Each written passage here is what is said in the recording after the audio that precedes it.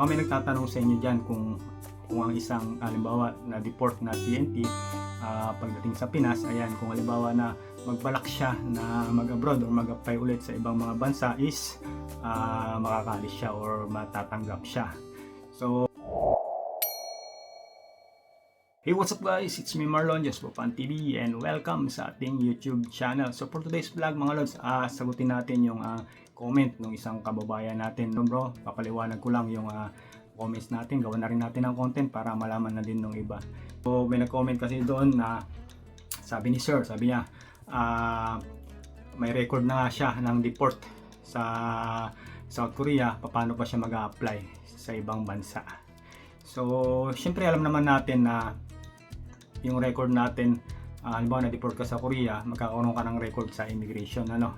So tama yon na nakaka-apekto yon sa pag-a-apply papunta sa ibang bansa, lalo na sa mga western countries like Canada, New Zealand or Australia, mga ganyan. Syempre pag nalaman nila na may record ka ng deportation from South Korea, di ba? So magkakaroon ka ng problema. So hindi ka matatanggap kung halimbawa nag-a-apply ka ng trabaho sa kanila. Pero gusto pong i-share sa inyo na kahit na na-deport ka sa South Korea, ayan, napauwi ka, nahuli ka, pwede ka pa rin po mag-apply sa ibang bansa. Bakit?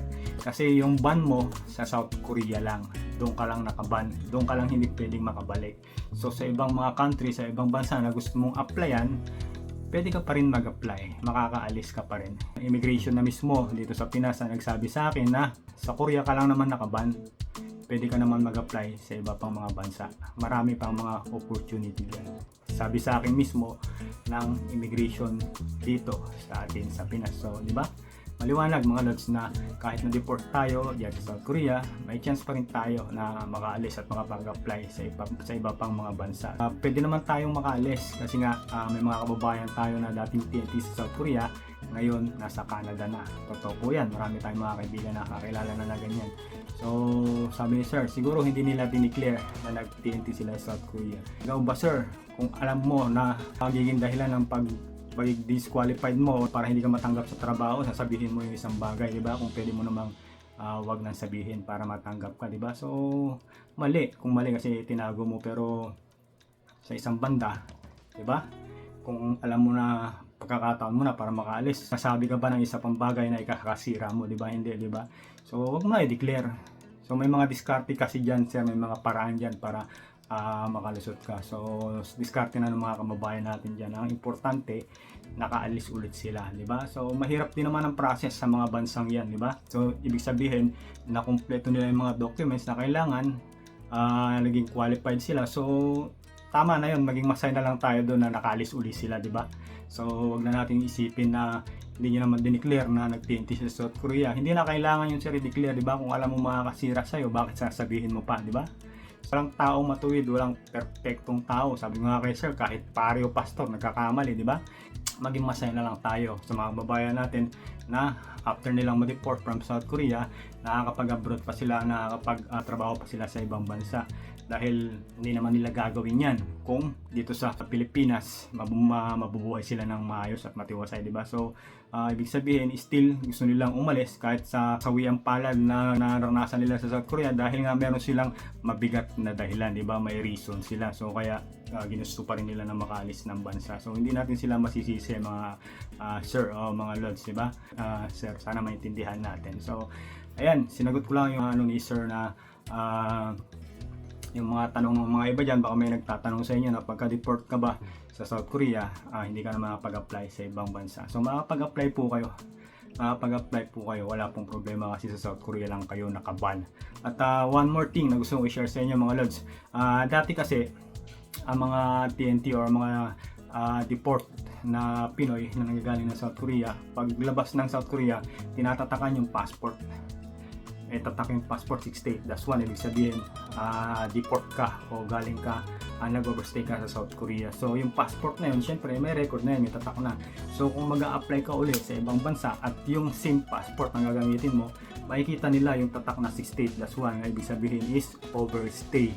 So anong dapat mong gawin? Immigration na mismo ang nagsabi sa akin at nag-advise pwede ka pa namang mag-abroad, sir, pwede ka pa mag-apply sa ibang bansa. Kaya lang, baguhin mo yung passport mo para malinis at wala silang makitang tatak o record doon sa passport mo. So, immigration na mismo ang nag-advise sa akin, mga lods. So, ibig sabihin talagang pwede. So, yun nga, gusto ko i-share sa inyo. Noon kasi pagka-deport ka dyan sa South Korea, tatatakan yung passport mo. So, 68-1, ibig sabihin overstay ka. Pero ngayon po, meron silang bagong policy na, ayan, hindi na sila nagtatatak ng passport pagka departure ka. Pagka alis ka ng Korea, hindi sila nagtatatak ng passport mo ng kahit na ano. So, kung uuwi ka ng Pinas o kung deport ka, yung passport mo tatatakan dito sa Pinas. At dito sa Pinas, ang tatak lang arrival. Pagdating mo dito sa Pinas, walang nakatatak na overstay. Pero syempre, doon sa computer nila, sa record ng immigration dito sa Pinas, nakalagay doon na reason ng pag-uwi is overstay. Kasi tatanungin naman, tinanong kami noon kung ano yung reason sir, bakit kayo na-deport?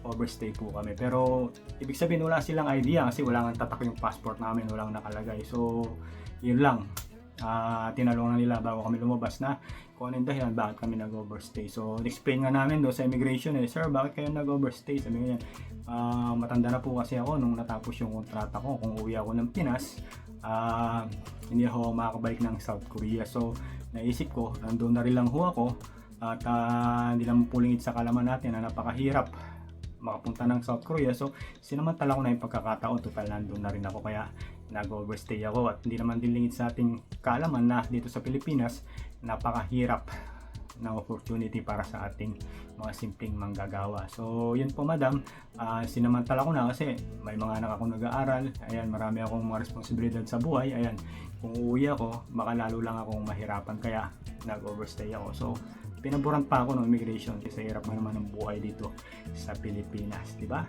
So ayan mga lods, malinaw na sa inyo, sana may natutunan kayo. Hindi porky o deported kayo, nag-overstay kayo sa South Korea, wala na kayong chance na makaalis ng bansa o makapag-abroad pa sa iba pang mga bansa. So isang dahilan din siguro kaya hindi na nagtatatak ng departure ang South Korea, maging deported o hindi man, o lalo na sa mga deported, para siguro yung passport na hawak natin is hindi na madumihan o hindi na madungisan, di ba?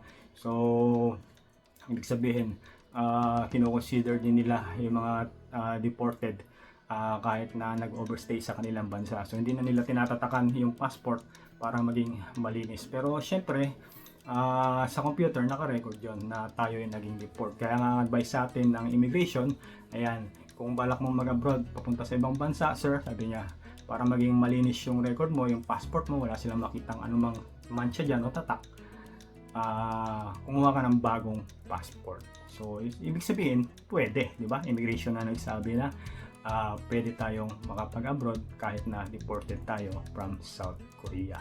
At isang patunay dyan, yung mga kaibigan natin na nasa iba't ibang mga bansa na, particularly Canada pa na napakahigpit pero nakalusot sila. So diskarte lang mga lods, diskarte lang para sa mga kababayan natin, at maging matuwa na lang tayo sa naging kapalaran, kasi nga kahit na ganun kahirap yung pag-apply, dahil alam nila na talagang mahirapan sila sa pag-ipon ng mga documents, kasi nga TNT sila, sa kabila nun nakarating pa rin sila doon. So maging masaya na lang tayo imbis na iano natin sila, kontrahin, dahil yung purpose naman nila kung bakit sila nagpunta ron is para naman sa kabutihan para sa pamilya. So walang perfectong tao mga lods, diba? So